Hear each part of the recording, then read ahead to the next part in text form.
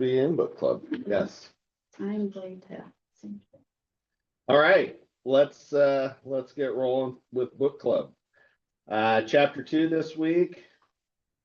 Sandy, what was the title of the chapter? Chapter 2 is the buyback principle. The buyback principle. Audit your time. We talked about doing time audits. All right. I'll tell you what, you're on the spot. Walk us through the bullet points of the chapter and then we'll discuss them. Audit your time, identify low value tasks that drain energy, delegate, automate, or eliminate what doesn't move the needle. Focus on high volume work that drives growth and impact. Avoid the buyback taps, control fear, perfectionism, and busy work. Build systems and teams that free you from being the bottleneck. The goal, a business that scales and gives you more freedom. I feel like this book talks about a lot of my role as a professional, because my role as a professional here is to buy back Sean's time. So honestly, learning a lot with it, and it's helping me also realize how I need to prioritize his tasks and my tasks so I can make both our days easy and equal. Like it. Sorry, you wanted to talk first thing. So. What did you make me think of? I lost it. What okay, so Oprah is a boss, obviously, is one of the things he talks about. And I think for all of us, we need to be identifying the things that are the highest value, what we like to do, and try to delegate the rest to someone else. I'm looking at Drew right now. I'm sure when you listen to this, you're like, oh yeah, there's some things I could be delegating, and I'm not saying right now, Drew, but in the future, there's probably stuff that you can start passing on as if you are going to grow. And I think for all of us to be just thinking about these concepts is important. Yeah, it's a good eye opener with what he says in the book. It's very it's good to hear his view on it. Yeah, like is Drew's time spent best weeding vinyls when you pick out the dead space in between vinyl letters, because you have a sheet and it cuts it out and then you pull the negative space out, right? So Drew probably doesn't need to be weeding vinyl out and putting masking tape on it, and maybe not even installing. Like Drew's time is probably spent out there. He's really good at estimating and bidding work, and that's kind of where we all for Jared's the estimating guy. Sean's the visionary. We all have our pieces, and for us to get sucked into other portions that don't maximize our efficiency is just we have to do it. We're all kind of wearing a lot of hats, obviously, but the goal is to get 1% better, like Atomic Habits said, and just keep striving towards that. It's not going to happen overnight. I like his 80%. I like his 80% target too. If you can get somebody to do it 80% right, I never thought about it like that. I was like, oh damn, that's a good way to think of it. Well, that's the one where he said 80% is 100% for us. Awesome. Yeah. That's 80% done by someone else is 100% freaking awesome. Yeah, because it's never gonna be perfect. And then he does say maybe they'll surprise you and they'll be way better at it than you, and you're pleasantly surprised. Always a possibility. I mean, like our mom, does Drew's books, and she's really good. She's that person that's in there in spreadsheets, tracking everything. She's really good at making sure it's all there. Not necessarily the visionary person. That was kind of more my dad and now Drew. And so you've got to have those people that fit their niche. And that's it. That's the trick, is finding those people. Yeah. Definitely. So first step is auditing your time. And I've done this 2 or 3 different times. I've always learned a lot when I do it, because last time I did it, Allison helped me with it. And so we were every 10 to 15 minutes, she's like, okay, you know, we literally had a spreadsheet just like Aaron's time card, and we were just filling in what was I doing during these times. And it was amazing to see how much opportunity there was when you start to identify the stuff that you do that you don't need to be doing. And depending on your personality type, some of the stuff that you do to waste time is avoidance of something that you need to be doing. And so you find like, oh, I need to go through my inbox. Yeah. I've got 300 emails that I haven't looked at. You kind of find ways to not get on the task that needs to be done. But the who did the value equation, right? Is his buyback rate. Who did that? Anybody? I did It's it just- I did it in my it's head. Divide by 4, right? That, Yeah, whatever you make it basically per hour, Yeah. divide by 4, that's your buyback rate, right? yeah. So nobody did that. I I did did it it. mentally. I That did was it. I math. did it in my I don't head. do math. I I have to don't do write it math. down. We found that out pretty quick. We tried to have me do both. So, all right. So Masood, what's your buyback rate? Yeah, I did it I did it in my head, you know, Yeah. and No, and that's I'm just okay. doing it's $12. So $12. All right. Drew. For install, I get paid $100 an hour. So if I can get a guy to install stuff at $25 an hour, shop stuff would be $150 an hour. So 75 divided by 2, 30, 3750. 3750. Yeah, 3750. For shop time. So, you know, So the question for you then becomes, okay, can I find somebody to pay $20 an hour to do a bunch of the shit that I don't want to do? right. You know, and so for me, like this buyback principle, like I didn't know I knew it, but I remember, back in my Granite days, like I literally did this equation in my head of I even lowered the bar all the way to 50%, right? I was like, look, if I can get 2 other people to do half of the shit that I do, that just made 2 of me, right? And it was literally like, that 80% rule he talks about, like that's a real thing. If you can get somebody to get 80% of the work done and all you need to do is 20%, that's a big deal. Like even Maxwell talks about that. He talks about the 10-80-10 rule. He says he does 10% of the work up front, delegates it off, and then comes in and wraps up the last 10%. Like that's how he manages those big projects, right? But I did, like I said, I had never heard of Dan Martell back then, so I don't know where I got that, but I do remember having those conversations with even our project executives, because they'd be like, oh, well, we got too many people. I'm like, okay, well, let's think about it this way. If we don't have these people, who's going to do the work they're doing? And,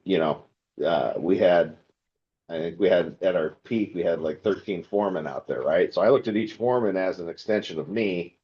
So even if that foreman produced at 75 or 80%, that's still a big multiplier, right? In the big picture. So it's important to really think about, what is your impact and how can you grow that impact with people? And you can't just assume the worst of everybody. Like, I think that's easy for us to all do. Like, and I even said it this morning. I'm like, man, construction, it's easy to bid work. It's easy to go out and build work. It's always hard when it comes to people. Like, people make it hard, right?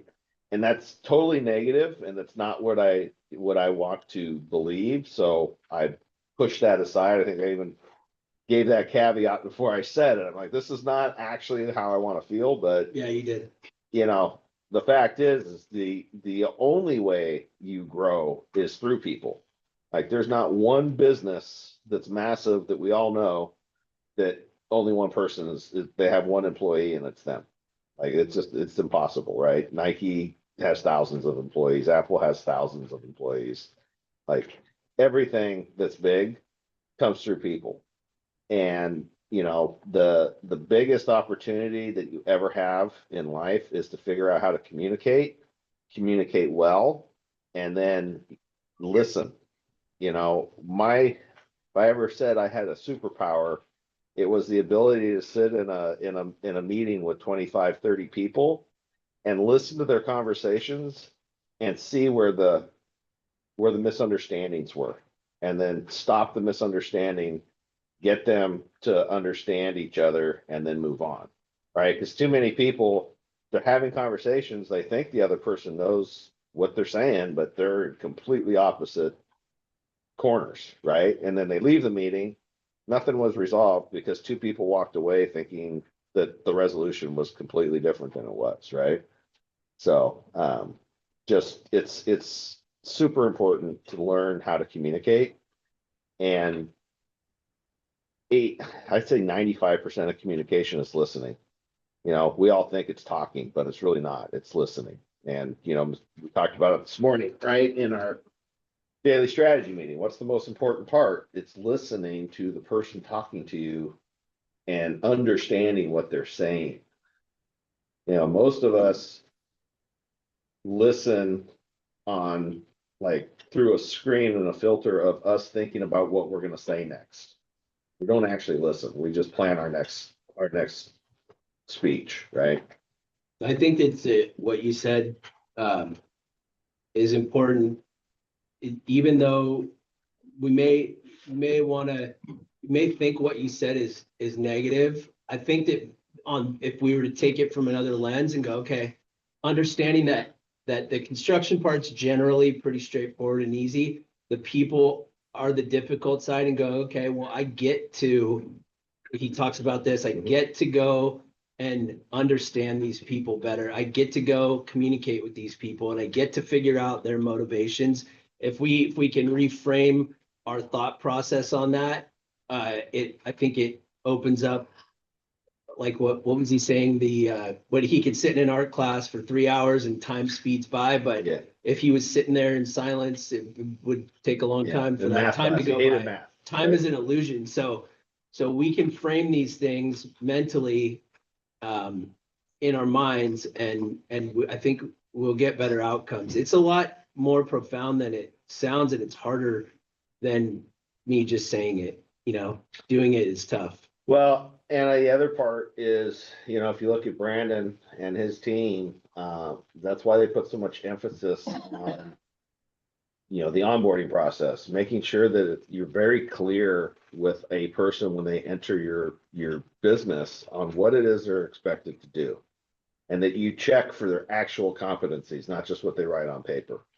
And then, their job description, it's clear. Their SOPs are done. They're ready to go.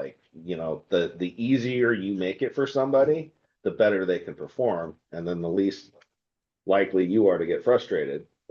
Because you're most of the time, if you're frustrated with somebody not knowing something, it's because you didn't show them how to do it. And, it's easy to make that jump to, well, I explained it once, right? Well, think about how many times somebody had to explain something to you at times for you to get it, especially if it's not something that you just did every day.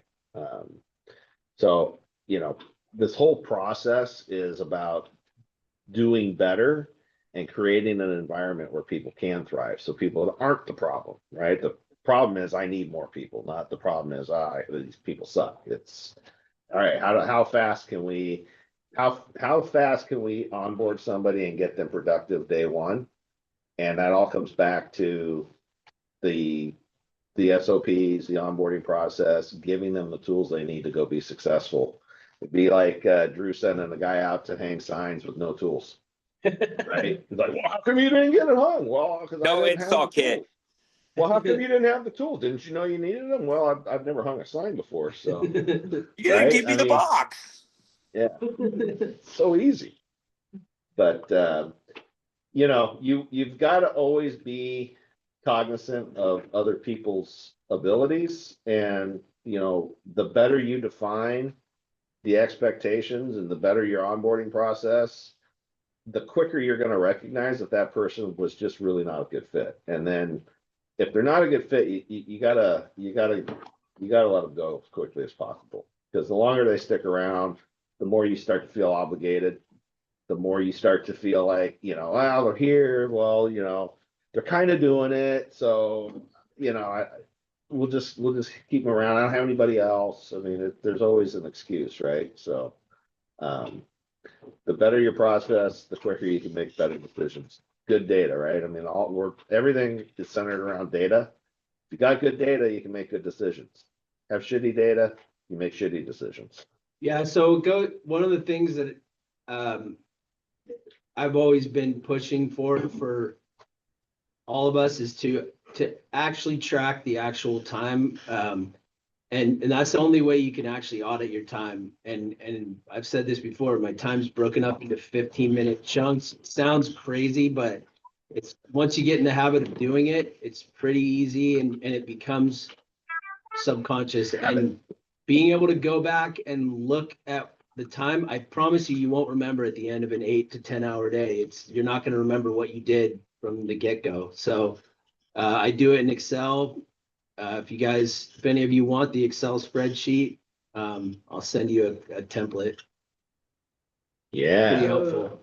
Yeah. Would be a good thing. Anybody who's working at SBG is actually required to do this. So if you haven't done it, you better start, because this 90-day implementation period that we got from Cardone Ventures, the very first thing on here is about key performance indicators. And what was that last one I was looking at? Yesterday, I forgot to record my time. I like Job descriptions. It's hard to go back. no, and then at like 3 p.m. I realized, I was like, oh shit, and then I had done so much, and then I just wrote there that from 12:30 to 3 p.m. I did a lot. Super helpful. All right, I took a lot of. Sorry, I really, this one spoke to me a lot because I've experienced it. Obviously, I'm doing my best to buy back time. That's why we have team members here, because when Aaron and I were sitting here 2 years ago, it was just the two of us, and we started realizing how much volume there was to do, and, you know, we needed to figure out how to you know, stretch our time. And, you know, we started hiring people that were taking tasks that were critical to get done off our plates. So here we are. I'm going to share one more and then I'll shut up. So Grant Cardone's VP of Sales, Jared Glant, he talks about at one point in his employment, he had so many leads that he was juggling and dealing with that he actually went out and hired his own personal assistant to help him with getting through the leads and getting more sales. And it was you know, it was one of those things, and he even says, I could have gone to Grant and just told him, hey, I need more help. I need you to hire somebody for me. But Jared is a person of action, and he said, no, I need to figure out how to go get more sales, and I'm going to add a person to my team, my own team, to go generate those sales, right? So just a very different way of thinking, but the same, buy back your time, right? He found somebody to speed up his sales process so he could sell more packages so he could make more money. Obviously, Grant and, you know, the organization also benefited from that. But just there's opportunities for everybody to figure out what it is they're doing. And even Dan says, I mean, you can find somebody on Fiverr or Upwork or anywhere to help you with very easy tasks for a few bucks an hour. So, you know, if you make $20 an hour, you could find somebody to do work for you for $5 an hour that gives you more time to go out and do the things that that actually increase your value in the market, everybody should be thinking that way. Okay, I'm done. Anything? Go for it. No, No, you're done. You're done. I started speaking.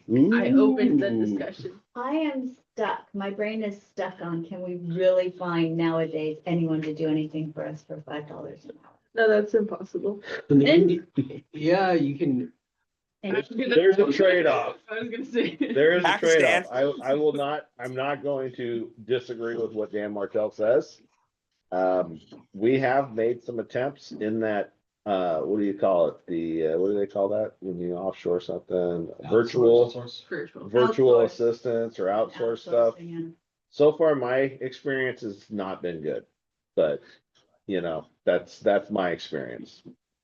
I mean, Well, the Yeah. communication is delayed by a half a day and. Can be, yeah. Yeah. This is this chapter touches on like a really important point, which is if you are going to delegate your time, you got to delegate it to the right person. And this touches on recruiting and retaining talent, onboarding, all of that has to be in order because you can't just drop people in and say, okay, do this. The opposite, like Sean was saying, like the opposite can happen. You can actually spend more time trying to explain something to somebody, and now it's taking you double the amount of time to do something. So a really important part of buying back your time is hiring the right person. Yeah, and the metrics, right? I mean, if you have key performance indicators in place, like you know in the first week if they're hitting their metrics, right? What was the difference, Aaron, between a metric and a KPI? KPI is a company-wide thing, and a Yeah. metric is what you use to track individuals' Yeah. progress on hitting their KPIs. So one I'll share is, you know, our KPI for the sales team was 100 calls a day.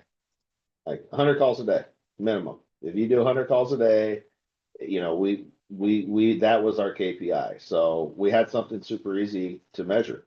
Are you making the calls? And then we got the program to track that metric, which was our HubSpot program, to say, yeah, these calls are being made, or as we found out, they weren't being made. So it's super important to identify what that individual's KPIs are, like what's the minimum standard that you're going to allow, and then you got to hold to it, right? Because if you don't, then you know you just everything turns into chaos.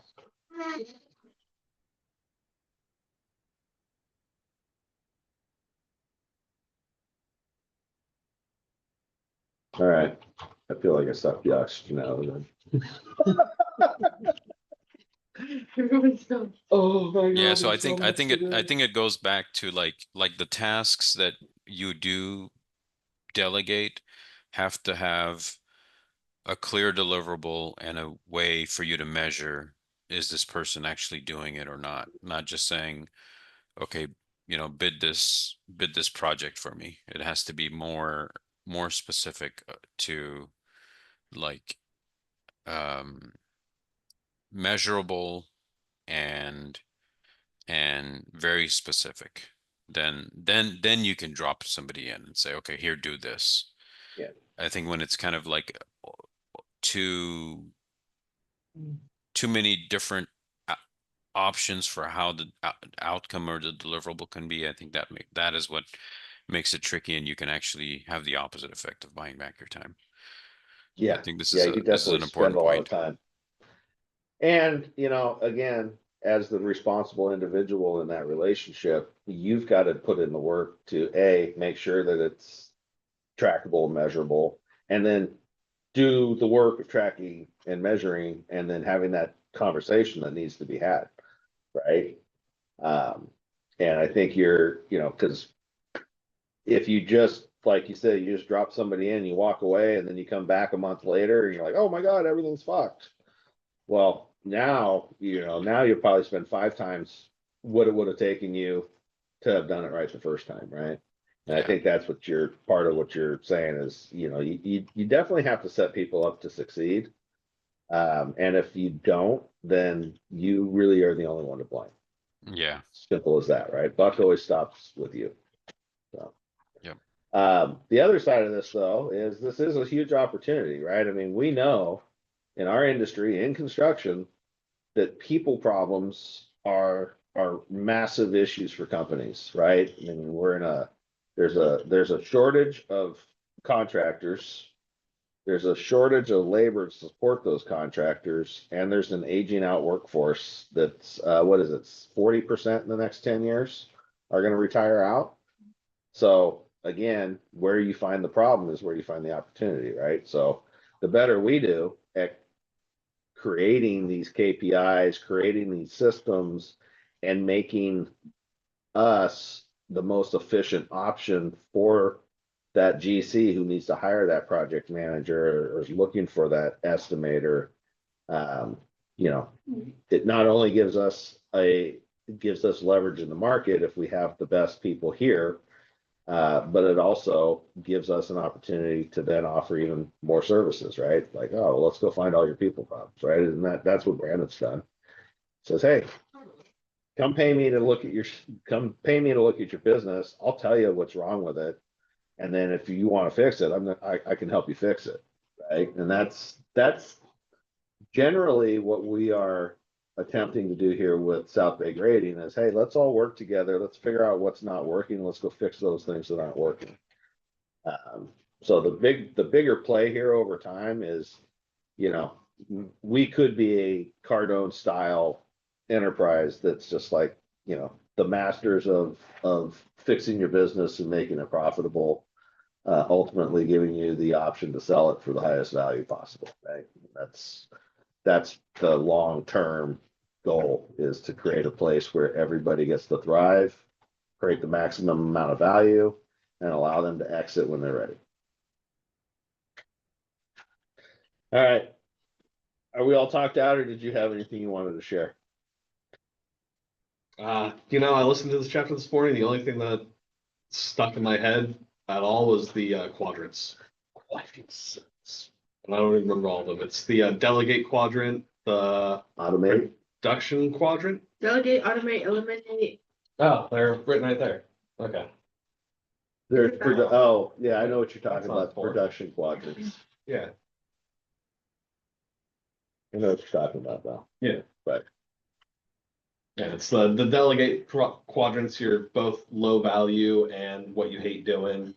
The production quadrants, the one that you love doing and makes you a lot of money. The invest quadrants, the one where it doesn't make you a lot of money, but you love doing it. I forgot what the other one was. It started with an R, right? It's like replicate. Is it replicate? I don't know. sounds good. I bet you that Makes you a lot of money, but you hate doing it. That's the only thing I remember about this chapter. All right. Anyway. So I would say everybody today should do their buyback value, right? What's your buyback amount? And I would encourage everybody to everybody that works for SBG has to track your time. But if you don't work for SBG, I would start keeping a little notepad next to you and just kind of writing shit down throughout the day, every 10, 15 minutes. Like, what did I just spend 10, 15 minutes doing? What did I just spend the last hour doing? And look for opportunity to make your life more efficient, right? It's all about efficiency and getting your time focused on the highest value opportunities out there. Just for Drew, just in case you're wondering, can you guys see this? So here, we've talked about this internally, but Drew, this is my time card. I think that Excel's the best way, but besides that, paying for a software, writing it in a book is definitely better than nothing. But when you have these toggles on in Excel, I can go down here and I can toggle by job and say, okay, how many hours have I spent on, let's call it Tracy Lakes, right? And it'll filter out every piece of time, and then I can go look, okay, 17 hours on Wow. that. So Is that really, that's the Tracy Lakes project? no, it's No? more. I have, I there's don't some- know anymore. I mean, wow, that's awesome. no, there's I see, there's little discrepancies. I gotta select all these and change them all to the same thing. So if I select all of them, and then I go like this, and I go, okay, and I spread this down, that's, Which one's the intake and which one's the bridge? this is all ped bridges. Got it. So that job is actually 65 hours. All right.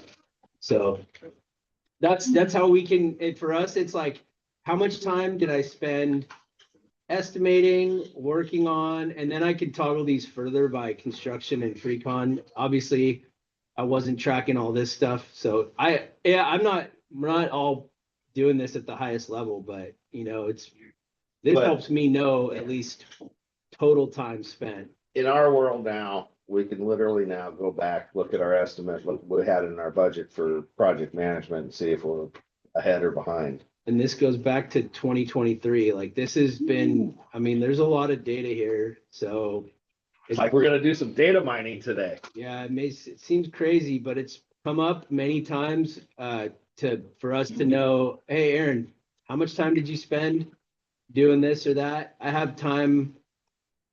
Yeah, anyway, this is time I spent doing specific stuff for a specific sub. So we can say, hey, dude, we did your job, whatever on this. Yeah. Just Very helpful. to know garbage where in, you're- garbage out. So you want to have good data to make good decisions. And we're Yeah. trying to work with the tools we got. Right now it's Excel. One day it's going to be Viewpoint or Viewpoint, Vista or something like that. When I worked at Barry Swenson, if you didn't turn in a time card and have it signed, you did not get a check that week. So like you had to have your hours approved and then you got paid. I learned that lesson one time when I was like, fuck it. Because I was on a big job and it was 40 hours to the same cost code every week. I'm like, they know it's the same thing. Didn't turn it in, didn't get a check. And that's when they were mailing us checks. And so it doesn't show up. And I have a hissy fit. And my boss was like, what do you expect, dude? I'm gonna need you to go ahead and put the new cover sheet on all your TPS Yeah, reports. he ended up writing me a personal check, but he's like, dude, you pay me back when they give you a check, but you need to follow the process, dude. It's just, that's, Super easy. yeah. Awesome. Anybody got anything to add before we wrap it up? All right. Thanks for joining the SBG Book Club.